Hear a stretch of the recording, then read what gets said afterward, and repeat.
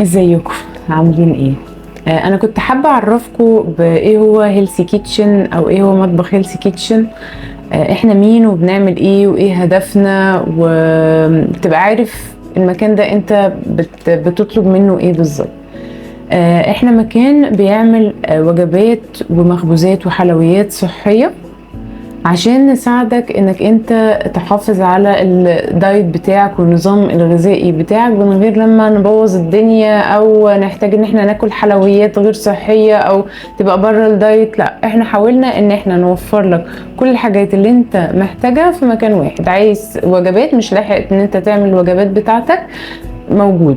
عايز تاكل بيتزا وساندوتشات برجر وحاجات زي كده، موجود. عايز تاكل حلويات، ده موجود، وكله بمكونات صحية، ان كان دقيق شوفان او جوز هند، بزبدة طبيعية او بسمنة طبيعية، بتبقى نسب بسيطة جدا بنحاول نمانجها عشان تكون مناسبة ليك ومناسبة للدايت بتاعك. عندنا لنظام الكيتو وعندنا لنظام اللو كارب.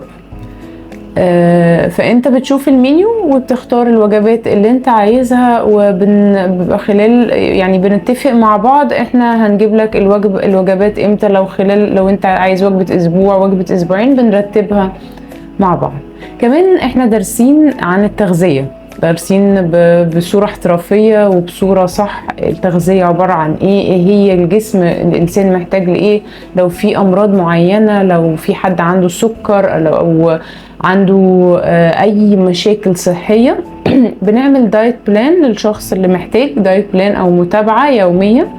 ده متاح كمان بحسب حالتك الصحية. يعني لو حد عنده السكر زي ما قلنا او عنده اي حاجة، اي تعب، احنا بنساعده انه الدايت بلان يكون بيظبط له الموضوع ده.